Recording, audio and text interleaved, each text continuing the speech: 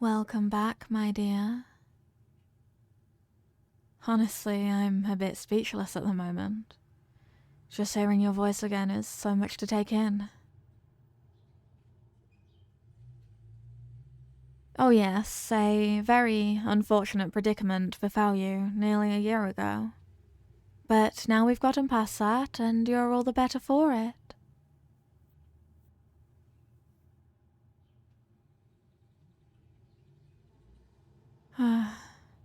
Truly, that puts me at ease. It would have hurt to know you recalled any pain in those final moments. You were taken by death itself. Yes, very much so. Whatever you experienced all that time, it truly was death.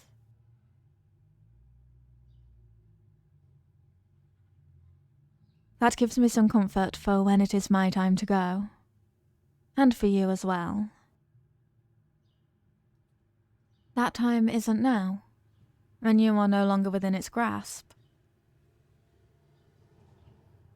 I arranged to have you brought back here. And here you are. Not many have the power or wealth to accomplish such a feat, but I have been graced with the position to do so. I've always known the demise of those I care for could eventually come prematurely, so I've taken it upon myself to ensure that I have a means of circumventing that. I've been fortunate enough to have found the most gifted of mages who specialize in the art of resurrection. I've had their power verified in the past to make sure we were ready for situations like this one, and the responsibility of breathing life back into you was given to only our most gifted. What a fine job he did. Look at you. Not a day older since we last spoke. Hopefully this past year hasn't been noticeable on me. I feel as though I've aged considerably waiting on you. Feel free to agree with that. There is no punishment for it. I welcome an honest opinion. My authority holds no weight in the discussion. I simply ask as a friend would. I admire the desire to maintain decorum, but know that when I ask, it is never to goad you into stepping out of line. And really, with where you stand, I wouldn't even consider it in the first place. I care too much to do that kind of harm to you. Much more than anyone else, I would say. Especially with how much has gone into bringing you back. There's no point in making ill of what is supposed to be a wonderful gift. My dear, no one else could have cared as much for your well-being as I did for you, during all of that time spent trying to keep you from wasting away. The castle infirmary was best suited for your constant care. I spared no expense in the effort of keeping you as you were before your demise. Your family has been the most concerned for you, but they lacked the means of ensuring your safety over such a long period of time.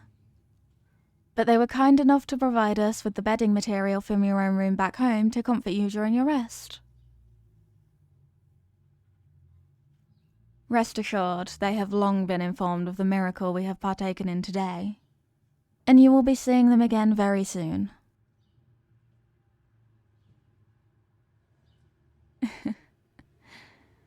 I think you must be very mistaken.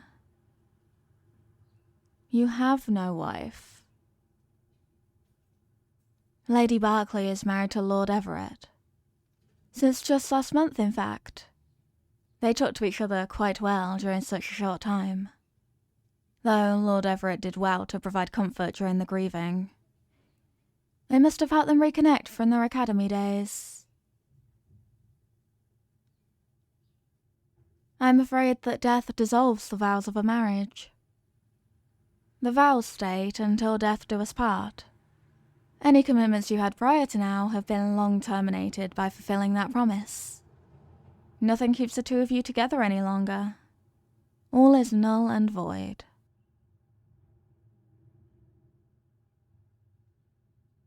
Please, there is no need to be upset. This is a blessing for you. You are no longer bound by an obligation to someone of that standing. You have the freedom of choice again. There are greater opportunities awaiting you. You have one right here before you. The offer I gave you long ago still stands, and it always will. Take this chance to make the right choice this time. Marry me? Yes, I mean it. Believe me, there is no mistake. It is my greatest fear to see you alone and available to all, only to run off into the arms of another woman. I've lost my chance one too many times. I can't have that happen again. I know it may be sudden for you, but I've waited a year. In fact, even longer than that. I've waited from the very moment you married Lady Berkeley all those years ago. It would have been fairly uncouth to make my distaste for your union known to all. It was best that I gave my blessing, else everyone could have imagined that I didn't want your happiness. To wish happiness upon someone else, even if it means your loss, is proof of one's love. I did all that I could before you decided to marry someone else. You could have all your needs and desires taken care of. Your family would want for nothing for generations to come. You have a queen on her knees for you.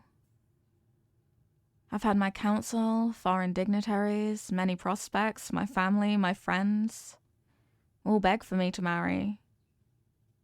And I've refused every single time because it wasn't you.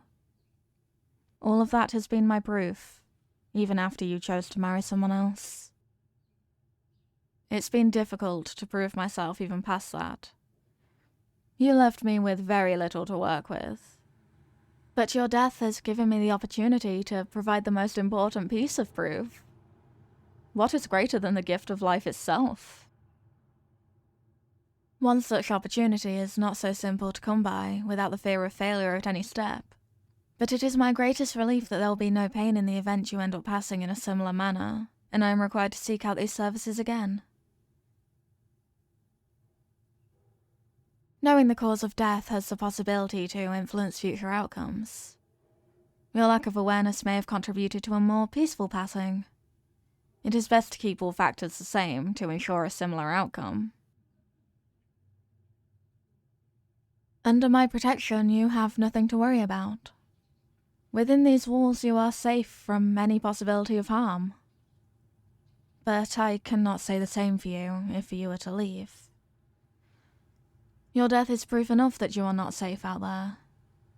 Lady Berkeley could do nothing to bring you back, and no one else has the means of doing so when all those who wield such power are all within my service.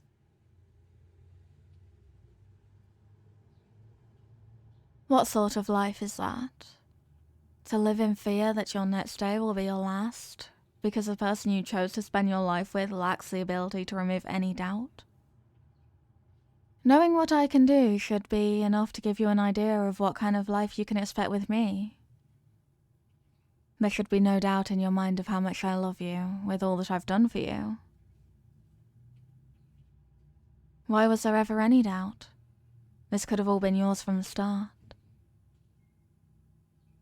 I've kept the ring since the first time I asked. It's always been yours. And I have something else to give. To all that are present before us. To make sure there is proof of my intentions for anyone who would consider questioning them again.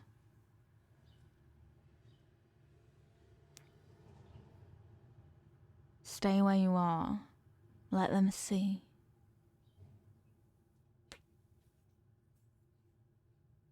No self-respecting person of decent blood would dare ask for my hand after that. They don't need to have seen it with their own eyes. Those present will speak on my behalf. No rumours are needed. My most loyal staff have more than enough credibility to verify any claims made amongst the public. I trust them enough to give you life. I can trust them to say what they need to. If no one believes them, then I will verify it myself. But we can always do so together. With enough people present, no one will ever question it again. It would work well as an announcement for our engagement. But first, you must accept. No one stands between us like before. Make it be very simple. Make the right choice this time. Give yourself some time to think it through. But in the end, it will come down to whether you decide to walk out that door or not. Just know that your choices are either waking up tomorrow in our shared room, or waking up in the infirmary.